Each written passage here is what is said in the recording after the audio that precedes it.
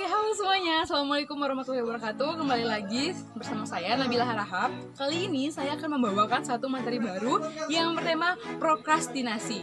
Teman-teman pernah dengar nggak sih apa yang dimaksud dengan prokrastinasi? Udah ada yang pernah dengar ya? Nah, kalau misalnya teman-teman udah ada yang dengar, bagus sekali. Dan kalau ada yang belum pernah dengar, aku kasih tahu ya. Prokrastinasi adalah salah satu sikap yang menunda-nunda pekerjaan yang sudah tahu akan kita lakukan tapi kita tunda-tunda hingga detik terakhir. Atau lebih tepatnya, kita akan mengerjakan pekerjaan tersebut ketika besoknya deadline. Ayo tunjuk tangan siapa yang pernah kayak gitu. Pasti teman-teman juga sering ya, ayo ngaku. Karena to be honest, aku juga sering banget, apalagi ketika waktu menjadi mahasiswa atau pelajar. Nah, sebenarnya teman-teman, sifat prokrastinasi itu sebenarnya untuk orang-orang pelakunya itu disebut dengan prokrastinator. Nah, ini tuh nggak baik teman-teman, karena sifat menunda-nunda ini cenderung mengakibatkan dampak yang buruk, di mana para prokrastinator ini akan mendapatkan hasil yang buruk pula gitu. Kenapa? Coba aku bacain ya. Aku ada beberapa artikel dari Ruang BK di mana terdapat hal-hal yang sebenarnya kenapa sih orang-orang sering banget melakukan prokrastinasi? Oke, menurut Joseph Ferrari, aku bacain ya, terdapat 5 hal yang dipercaya oleh prokrastinator untuk membenarkan tindakan mereka. Apa yang pertama? Yang pertama yaitu biasanya orang-orang yang cenderung mengerjakan tugas di akhir-akhir nih, kita deadliner juga ya disebut, kita biasanya merasa masih memiliki banyak waktu untuk mengerjakan tugas. Jadi, tugasnya hari Sabtu kok, ini masih hari Senin, jadi yaudahlah besok aja. Berarti kan masih ada Selasa, Rabu, Kamis gitu, kan masih ada 5 hari lagi. Tahu-tahu lupa, besoknya udah Jumat. Jadi buru-buru dan SKS, sistem kebut semalam gitu kan. Yang kedua yaitu merasa hanya membutuhkan sedikit waktu untuk menyelesaikan tugas tersebut. Jadi biasanya orang-orang prokrastinator ini yaudahlah, gue sebentar kok, paling sejam doang kalau gue yang ngerjain gitu kan. Padahal teman-teman, kalau dia melakukannya sesuai dengan jadwalnya itu akan sempurna. Tetapi karena dekat deadline tadi dan merasa cuma butuh sedikit waktu, kita tergesa-gesa gitu kan. Yang ketiga yaitu merasa akan lebih bersemangat jika mengerjakannya esok hari, minggu depan, bulan depan, atau waktu tertentu. Misalnya nih, ya besok lah ya, tunggu mood gue baik, ya kayaknya besok lebih enak deh, ya kayaknya minggu depan lebih bagus deh gitu. Jadi dia merasa besok-besoknya itu lebih baik gitu kan. Yang keempat, tugas akan semakin sempurna apabila dikerjakan saat benar-benar ingin dikerjakan. Nah, orang-orang kayak gini tuh biasanya gini, gue tuh biasanya kalau deadliner tuh tugas gue tuh bagus, otak gue tuh encer gitu, otak gue tuh cair gitu kalau gue ngerjain tugas di deadline terakhir, ya kan? Banyak kan kayak gitu. Saya dulu juga kayak gitu teman-teman. Dia mensuges dirinya kalau dia bakalan mengerjakan tugas itu dengan sempurna ketika under pressure di waktu tersebut. Itu orang-orang yang memang beralasan untuk menunda-nunda tugas. Yang kelima yaitu pengerjaan tugas tidak akan optimal ketika tidak berada dalam mood yang baik. Jadi kayak tunggu deh ya, gue happy dulu, tunggu dia WhatsApp gue dulu deh, atau tunggu, pokoknya keadaan mood kita baik baru kita bakal mau mengerjakan kayak gitu. Nah, itu biasanya orang yang menunggu mood itu akan mengulur waktu untuk mengerjakannya teman-teman. Itu menurut Joseph Ferrari PhD. Nah, teman-teman, untuk mengubah perilaku dan kebiasaan memang memerlukan waktu dan usaha. Berikut beberapa tips yang bisa kamu lakukan. Yang pertama, jika merasa perlu menunggu mood saat mengerjakan tugas, cobalah pikirkan caranya bagaimana kamu bisa mengubah mood. Misalnya nih ya, kalau tips dari aku, kalian mengubah konsep ruang belajar kalian. Yang tadinya mejanya di sebelah sini, kalian susun di sebelah sini.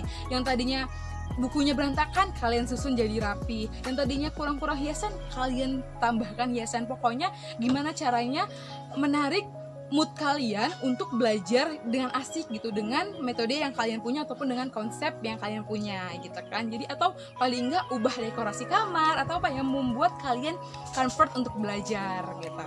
Yang kedua, buat daftar aktivitas yang akan kalian lakukan. Biasanya teman-teman, kalau kita udah buat daftar aktivitas, kita tahu mana yang akan kita kerjakan dan mana yang akan dikumpulkan di hari esok. Dan lakukanlah apa yang bisa kalian lakukan hari ini, jangan ditunggu esok hari. Jadi kalau udah selesai satu, kita bisa mengerjakan tugas-tugas kita yang lain. Ketiga, yaitu memberi reward pada diri sendiri ketika kita berhasil menyelesaikan tugas. Misalnya, walaupun tugas ini dikumpulkan Sabtu, tapi kita sudah menyelesaikan sebelum Sabtu. Itu kan berarti sesuatu yang luar biasa karena kita bisa konsisten terhadap diri kita sendiri. Gak ada salahnya teman-teman mengapresiasi diri teman-teman dengan menonton YouTube setelah mengerjakan tugas, atau mendengarkan Spotify, atau apapun itu yang kalian bisa lakukan untuk mereward diri kalian sendiri. Atau buat teman-teman juga bisa memberikan sesuatu yang kalian suka seperti coklat, es krim untuk mood kalian gitu kan. Itu bentuk reward sih sebenarnya. Dan yang keempat yaitu berani memutuskan mana hal yang menjadi prioritas dan mana yang enggak.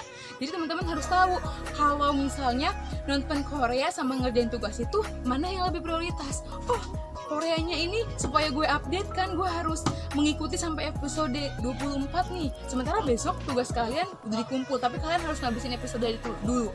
Di situ kan ditantang teman-teman antara kesukaan kalian dengan kewajiban kalian, mana yang lebih prioritas gitu kan. Harus berani memutuskan. Seperti itu. Oh iya teman-teman, mungkin untuk waktu yang pendek kalian tidak merasa dampak negatif dari prokrastinasi ini. Tapi dalam waktu yang jangka panjang ternyata ada loh dampak negatifnya, yaitu dimana kita sering banget merasa cemas, khawatir, stres, depresi, frustasi, ataupun hal-hal negatif lainnya yang merupakan dampak dari kegiatan menunda-nunda ini. Karena apa? Karena biasanya kita mendapatkan hasil yang kurang baik. Misalnya kan, oh teman kita dapat nilai A, kok kita B, padahal kita kerjanya udah begadang malam-malam banget gitu kan, bahkan sampai pagi, tapi kita kok dapatnya masih nilai yang nggak sempurna. Padahal itu tadi kan efek dari perbuatan yang kita lakukan tadi. Coba aja seandainya dari awal kita memang well prepare gitu kan, kita memang mengerjakannya dengan bersungguh-sungguh, tidak deadlineer gitu kan, tidak menjadi deadlineer. Artinya apa? Kita bisa mendapatkan dengan yang deadline aja sebenarnya kita wah bagus ya dapat B, tapi kalau kita well prepare pasti teman-teman bisa mendapatkan nilai A ataupun nilai yang terbaik menurut versi teman-teman gitu. Jadi biasanya orang-orang ini cenderung frustasi gitu karena tidak mendapatkan ataupun tidak puas dengan hasilnya gitu, hasil dari kegiatan, hasil dari yang telah teman-teman lakukan, tugas yang telah teman-teman lakukan itu. Jadi kalau teman-teman tidak ingin frustasi, stres, depresi, dan mendapatkan dampak buruk dari kegiatan menunda-nunda ini, so mulai dari sekarang yuk sama-sama kita belajar, sama-sama kita disiplin waktu, mengerjakan tugas-tugas kita, mengerjakan tanggung jawab kita, membuat daftar prioritas untuk menjadi manusia ataupun pelajar yang disiplin waktu dan menghargai waktu, karena disiplin adalah kunci dari kesuksesan.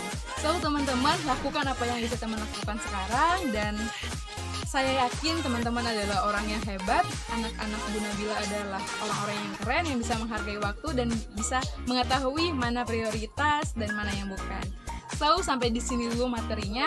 Terima kasih. Kalau ada yang mau nanya-nanya boleh langsung chat Bu Nabila ataupun boleh komen di bawah ini, dan jangan lupa subscribe dan tunggu materi-materi selanjutnya.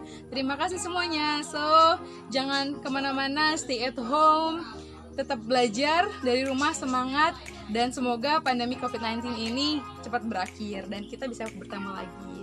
Terima kasih semuanya. Assalamualaikum warahmatullahi wabarakatuh.